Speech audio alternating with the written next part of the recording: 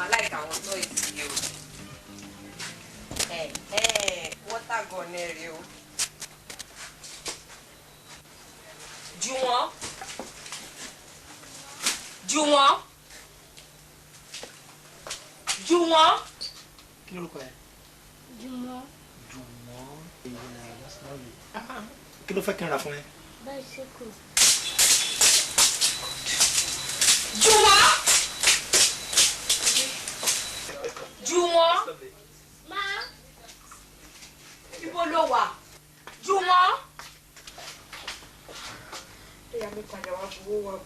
Ṣé kò sí? A jọ ń ṣọ̀pù ń bẹ̀ yẹn ni. Mo dẹ̀ dédé wá tì lẹ́yìn mi. Ẹ mọ̀ bí táwọn ọmọdé ṣeré ni wọ́n á fẹ́ ṣeré káàkiri. Mo tẹ́ ń bèrè lọ́wọ́ ẹ̀ sí pé kí lorúkọ ní Juwọ́n lòun jẹ́. Juwọ́n lorúkọ ẹ. Mo tẹ́ ń bí pé kí ni kí n ra fún ní bicycle lòun fẹ́. Anyway, ẹ tó yẹ rẹ. Ẹ jẹ́ ẹ dẹ̀. You have this. Okay? All right. Ẹ ṣe gan-an. Ó dàbọ̀. Okay.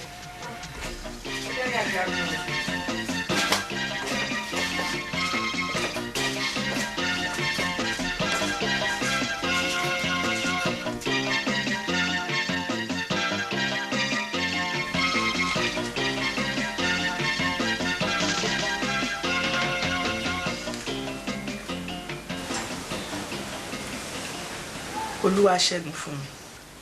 Mami. Ẹ sùn mọ́ ni. Mi ò sùn. N tá à ń sọ náà ni mo ní kí n wá rí ẹ fún. Ẹ má bọ̀. Kárí láyé. Ilé àtọ̀dá. Orí ẹ̀ ọkọ̀ òkè. Ò ní ṣubú dànù. Ọkọ mi. N tá àjèjọ ń sọ látijọ́ yìí. Orí ẹ̀ náà mo yí wá. Ìwọ náà wò ó. Kí ni tá à ń sọ wípé òun fẹ́ tọ́lọ́run ti ṣe fún ẹ? Olówó lọ́wọ́, oníṣẹ́ tó dáa, ó tún wá dá lọ́mọkùnrin. Kí ló wá dé tó ro tèmi mọ́ tiẹ̀? Pé fún mi, mo fẹ́ gbọ́mọjò. Ọkọ mi jọ, má fojú mi sọ́nà. Ẹ ṣé mami. Ẹ pẹ́ fún mi. Ọjọ́ yẹn dalẹ̀. Àmín. Ní gbogbo àkúgbà tó ń kẹ́lẹ́ lò láyé ẹ̀rí fẹ̀sùn ló gbà. Àmín lọ́lá ànábì. Ẹ̀rí ṣẹ́rí mami ohun gbogbo ló ní àsìkò mà nítorí pé ṣẹ́rí ọkùnrin ni o obìnrin ni tí wọ́n bá ti kọjá ìgbà tó yẹ kí wọ́n yàn bí èèyàn pẹ́ kó tó fẹ́yàwó ní àbọ̀ pẹ́ kó tó lọ́kọ ọ̀rọ̀ yẹn ti dọ̀rọ̀ ewúrẹ́ tó wọlé aláwo ó ti dọ̀rọ̀ sùúrù kí èèyàn má bàa gbé egun léegun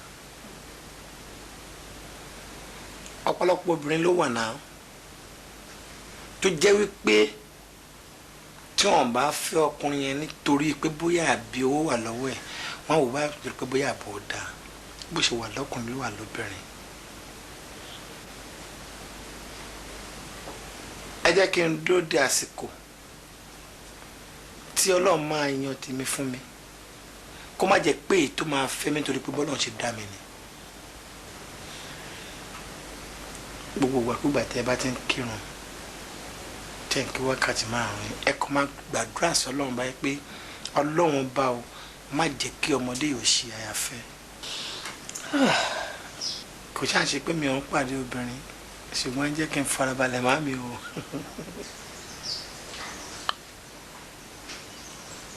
Ọkọ mi ọ̀rọ̀ ló sọ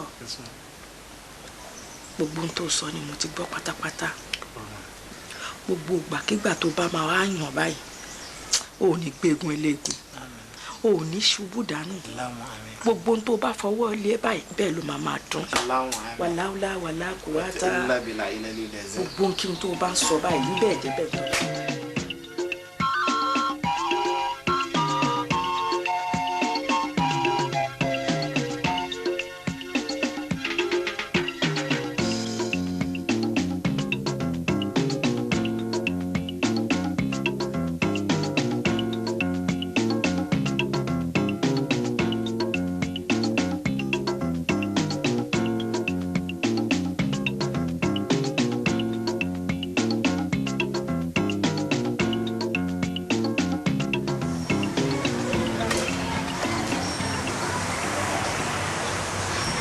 One me back. How are you? What's your name? Juwon. Aha. Ta ló mọ̀ wá síbí báyìí? Mommy. Juwon.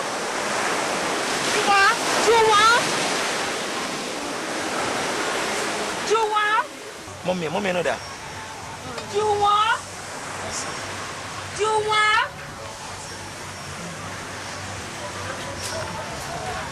Kí ló máa ń ṣe tó kí n lè dúró sójú kan? Kí ló ń wá kiri? Let's take it easy, auntie. Uncle ẹjọ́ ẹ má bínú. No problem. Ṣé kìí ṣe pé ó gbá bọ́ọ̀ yìí lù ń ṣá? Kò sí nǹkan tó jọ.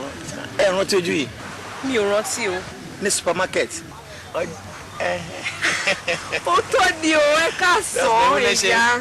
Ṣé wà? Ṣètò Ọlọ́run, ẹ kújọ́ mẹ́ta. Ẹ náà máa wá sí báyìí. Bẹ́ẹ̀ ni a máa ń wá relax. That's lovely. Ẹ dẹ̀ ṣe ọjọ́. Ọlọ́run ọba ló ṣe náà. Ẹ mí ìtọ̀rẹ́ mi, Dúpẹ́. Ẹ lẹ́ máa. Ẹ ká sọ. Ṣé wà pa?